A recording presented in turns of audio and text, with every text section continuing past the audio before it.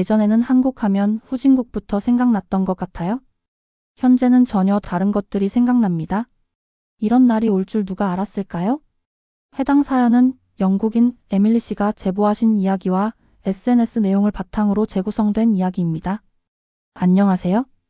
저는 영국인 에밀리입니다. 저는 중학생 때 아시아 문화를 굉장히 좋아했습니다.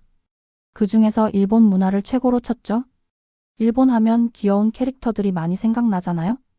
특히 제가 제일 좋아하는 국적이 영국이라는 헬로키티도 일본에서 만들어낸 캐릭터였으니까요. 심지어 일본 사람들은 일반인조차 세계 평화가 꿈인 흔치 않은 사고의 사람들이잖아요. 그러다 보니 일본에 대해서는 항상 긍정적인 시각을 가지고 있었습니다. 물론 중국도 마찬가지였어요. 귀여운 판다가 있는 나라이자 치파오 같은 의상들이 먼저 떠오르니까요. 그런데 한국은 전혀 아니었습니다. 저는 한국이 좋은 나라라고 생각해 본 적이 한 번도 없었어요. 그 두 나라보다 가난하면서 자존심만 세다고 생각했죠. 인터넷을 보면 한국의 수준이 얼마나 안 좋은지 알 수 있었거든요. 친구들은 드라마를 보면서 한국이 정말 좋은 나라라고 칭찬은 했으나 제 생각은 달랐습니다. 그 어떤 나라든 영화와 드라마를 찍는다면 환상을 심어줄 수 있게 찍으니까요. 영국을 만약 안 좋게 찍으려고 하면 얼마든지 찍을 수 있는 것처럼요. 더군다나 드라마뿐만 아니라 아이돌로 젊은 세대를 현혹시키고 있다고 생각했습니다. 저는 그건 아니라고 생각했어요. 저는 어렸지만 저 자신을 깨어있는 지식인이라고 생각했기에 그 모든 것을 믿지 않았죠. 그러던 중 저와 가장 친한 친구인 윌슨은 이번에 한국으로 여행을 가게 되었다고 하더군요. 저는 질겁을 하면서 괜찮겠냐고 물어봤습니다. 윌슨은 예전부터 좋아하던 한국 배우가 있긴 했거든요. 하지만 그 배우를 만날 수 있을지도 의문인데 간다는 것은 말이 되지 않다고 생각했습니다. 더군다나 그 위험한 후진국을 간단히 말이 되나요? 윌슨은 이번 주말 한국의 배우의 팬 사인회에 간다고 걱정하지 말라 하였습니다. 저는 윌슨에게 미쳤어? 한국은 후진국이야. 더군다나 북한이 바로 위에 있어서 위험해. 라고 이야기하였습니다. 하지만 윌슨은 제가 오해하고 있다고 이야기했죠. 저는 윌슨이 드라마를 너무 많이 봐서 세뇌당했다고 생각했죠. 윌슨은 아마 성형한 배우를 좋아하는가 보다. 라고 생각이 들었습니다. 저에게도 윌슨은 언젠가 직접 가보면 좋겠다. 라고 이야기했지만 한국에 가면 저도 세뇌당할 것 같아서 대답하기를 망설였습니다. 윌슨은 벌써 비행기표를 예약해 놓았고 너무 들떠 있어서 다른 말은 할 수 없었습니다. 오직 좋겠다며 맞장구를 쳐줬습니다. 결국 윌슨을 가지 못하게 저지하지 못했죠. 저는 주변 친구들에게 한국이 얼마나 후진국인지 알려주고 싶었지만 아무도 들어주는 사람이 없었어요. 북한은 가난한데 그 밑에 있는 한국만 잘 산다는 것은 말이 되지 않은데 말이죠. 더군다나 휴전국이라서 위험하기까지 한데 사람들은 미디어가 만들어낸 허상 속에 살고 있다는 것을 아는 이가 없더군요. 저는 그런 것들을 다 알고 있었기에 그 어떠한 것도 받아들일 수 없었습니다.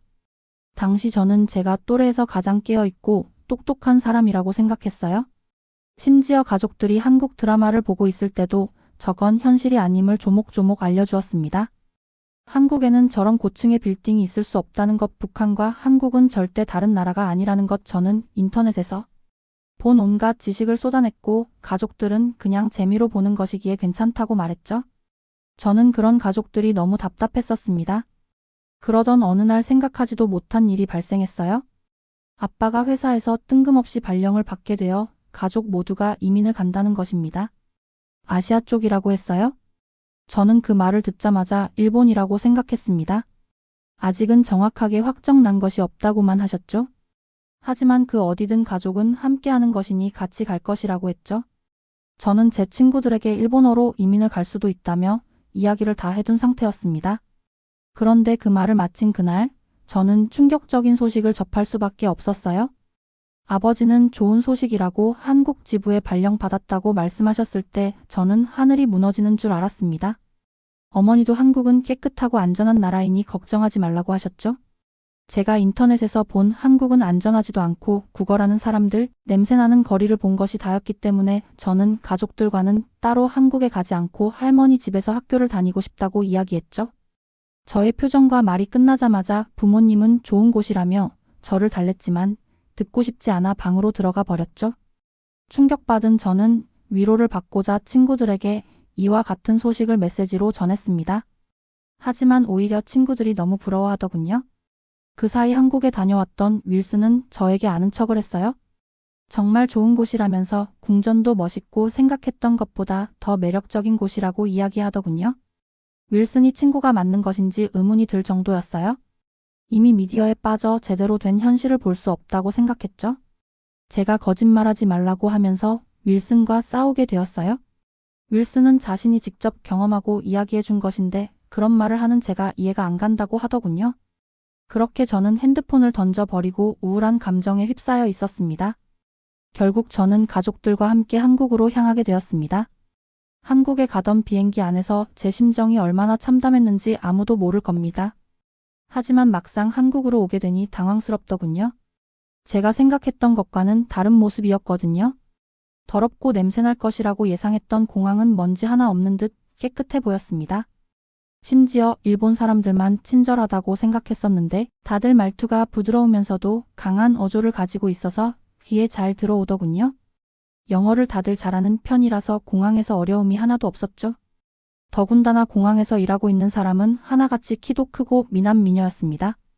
하지만 저는 공항은 외국인들을 위한 공간이나 마찬가지의 돈을 많이 들였을 것임을 알고 있었습니다. 제가 경계하며 주위를 둘러보고 있을 때 한 중년의 여성이 웃으면 뭔가를 건네더군요. 뜻밖에도 제 손에는 작은 사탕이 쥐어져 있었죠. 그녀는 영어로 한국에 온 것을 환영한다며 웃었어요. 저는 그 사탕을 버려야 하나 싶었지만 차마 버리지 못하고 주머니에 넣었습니다. 제 경계가 살짝 풀리던 순간이었죠. 공항을 나서면 인터넷에서 본 광경들이 있으리라 생각했습니다. 불친절한 사람들, 그냥 넓은 토지와 개발되지 않은 도시들, 그런 것들이 틀림없이 눈에 보일 것으로 생각했습니다. 아빠가 준비했다는 택시를 타고 한국 집으로 가보기로 했죠. 일반 택시보다 큰 택시는 저희 짐이 다 들어갈 정도더군요. 가는 길에 돈이 없어서 거리마다 구걸하는 사람들이 있으리라 생각했으나 그런 사람은 보이지 않았죠. 도로를 꽉 메운 차들만이 가득할 뿐이었어요. 개발되지 않은 토지들이 많다던 인터넷의 이야기는 거짓이었습니다. 도심에 들어서자마자 생각하지도 못한 고층 빌딩들과 아파트가 즐비하더군요. 가는 곳마다 사람들의 미소가 밝아 보였습니다. 제가 예상하지 못하는 것만 경험하니 기분이 이상했어요. 마치 제가 알고 있는 세상이 무너지는 기분이었죠. 그렇게 도착한 집은 신기했습니다. 고층 아파트들 사이에서 동번호를 찾고 들어가는 방식이었죠. 아파트에 숫자를 적어놓고 그 집에 들어간다는 개념은 생각도 해본 적이 없어서 너무 신기하게 느껴졌죠. 집 앞에서는 또 한 번 놀라게 되었는데요. 번호를 눌러 들어가는 방식 때문이었습니다. 항상 열쇠를 잃어버릴까봐 걱정했는데 한국은 그럴 필요가 없더군요. 집으로 들어가자 엄마가 제 방을 소개해줬습니다. 아직 아무것도 있지 않은 방 안에 앉아있으니 기분이 너무 이상하더군요. 그때 아빠가 가전제품을 살 것이라면서 같이 가겠냐고 했습니다. 저는 이런 혼란스러운 기분을 전환시키기 위해 같이 가겠다고 말했죠. 가전제품만 있는 매장으로 가게 되었는데 영국에서 봤던 제품들이 많이 있더군요. 저는 역시 일본이 최고라고 생각하며 아빠에게 이렇게 제품들을 잘 만들어내는 나라로 갔어야 한다고 툴툴댔어요. 그러자 아빠는 묘한 표정을 지으면서 그래서 그 나라에 오게 된 것 아니냐고 했습니다. 저는 아빠를 비웃으며 가전제품들은 모두 일본에서 만든 걸 몰랐냐고 하니 아빠가 고개를 젓더군요. LG 삼성은 한국 기업이라고 하시면서요. 저는 아빠에게 LG와 삼성은 일본 기업이에요. 한국 기업이 아니라고 거짓말하지 말라고 하였지만 아빠는 계속 아니라고 말씀하셨죠. 그 순간 직원이 다가와서 우리는 한국 기업입니다. 회장님이 나오는 영상을 보여드릴까? 하면서 동영상을 보여주었습니다. 그 동영상을 본 순간 얼굴이 하얗게 질려버렸죠. 마치 모두가 저를 속이고 있다고 착각하였습니다. 제가 사용하는 핸드폰이 어느 나라에서 만들었는지도 모르고 있었으니까요. 저는 옆에 있는 핸드폰 판매장으로 가서 LG 삼성이 어느 나라 기업인지 묻자 친절하게 한국이라고 정확하게 대답하더군요. 저의 예의 없다고 볼 수 있는 행동에도 한국 사람들은 친절하게 답변을 해주었습니다. 아시아 중 일본이 기계를 잘 만든다는 영상들을 봤었기에 당연히 일본이라는 편견이 있었던 거죠. 저는 그날 결국 한마디도 하지 않게 되었습니다. 제가 생각하던 한국의 이미지가 잘못되었다는 것을 인정해야 하는 시간이 필요했거든요. 흠이라도 잡고 싶었지만 생각과는 다른 세상이었죠. 잊고 있었던 핸드폰의 메신저에는 한국이 어떠냐고 물어보는 친구들의 물음이 많았습니다. 저는 그 말들을 읽다가 제 생각이 틀렸다고 보냈습니다. 기술도 잘 발전되어 있고 심지어 친절한 사람들이 많은 나라라고 했죠. 저는 한국을 검색해 보았습니다. 제가 항상 안 좋은 내용의 영상을 봐서 그런지 관련 영상들만 나오고 있었죠. 대부분 중국인들이 올린 영상이었죠. 저는 그 영상들을 반박할 근거들이 있는지 생각을 하면서 봐보니 거짓 영상이라는 것을 알게 되었습니다. 그동안 편견으로 가득했던 것은 친구들이 아니라 저라는 사실을 깨닫는 날이었죠. 특히 윌슨에게 미안함이 가득했습니다. 친구라고 해놓고 정작 윌슨의 말은 한 번도 들어주지 않았으니까요. 윌슨의 말대로 한국은 공항도 거리도 깨끗하고 사람들도 친절한 제가 반대로 생각한 나라였죠. 한국에 와서 눈으로 확인하고서야 윌슨의 말을 인정하는 꼴이라니 제가 너무 볼품없어 보였어요. 저는 그날 용기를 내어 윌슨에게 미안하다고 말했습니다.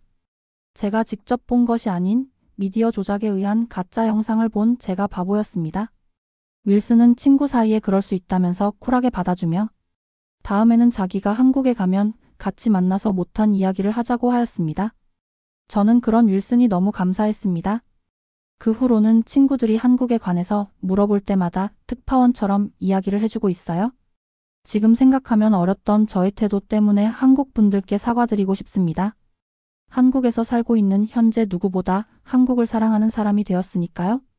저처럼 한국을 오해하고 있는 사람이 있다면 당당하게 한국은 좋은 나라라고 전하고 싶네요. 오늘도 끝까지 들어주셔서 고맙습니다.